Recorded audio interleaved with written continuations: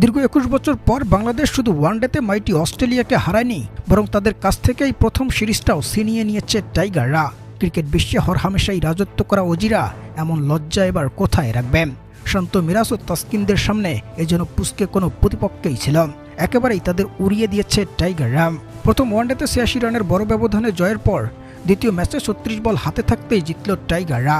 সত্যি কি অবিশ্বাস্য এক জয় বাংলাদেশ দলের। এই বাংলাদেশকে এখন আর সহজভাবে কোন প্রতিপক্ষই বা গ্রহণ করার সক্ষমতা রাখবে?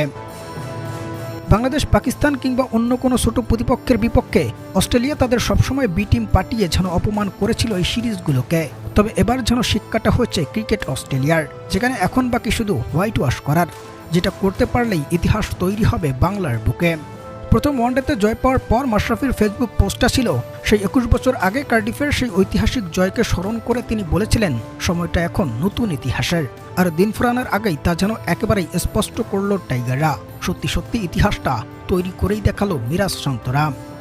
যেখানে বৃষ্টিতে বিলম্বিত ম্যাচে মোট ৪২ ওভার ব্যাটিং করতে পেরেছিল অস্ট্রেলিয়া এবং মাঝখানে লম্বা সময় বৃষ্টির কারণে ডিএলএস পদ্ধতিতে অজিদের সংগ্রহ দাঁড়ায় ১৯২ রানে, যে রানের জবাবটা টাইগারদের অতিক্রম করতে হতো ৪১ ওভারের মধ্যেই।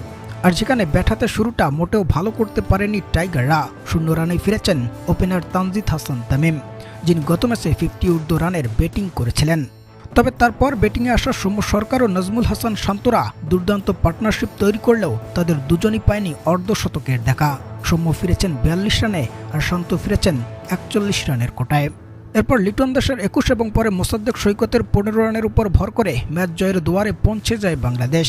আর শেষে মেহেদী হাসান মিরাজ ও তাওহিদ হৃদয়ের অসাধারণ পার্টনারশিপে ৩৬ বল হাতে থাকতেই ঐতিহাসিক জয়টা নিশ্চিত করে বাংলাদেশ, যেখানে ৪০ রানে তাওহিদ হৃদয় আর ২২ রানে মেহেদী হাসান মিরাজ ছিলেন অপরাজিত। প্রিয় দর্শক, সিরিজের শেষ ম্যাচটাতেও জিতে কি পারবে টাইগাররা অজিদের হোয়াইট ওয়াশ করে বিদায় দিতে? জানাবেন কমেন্টে।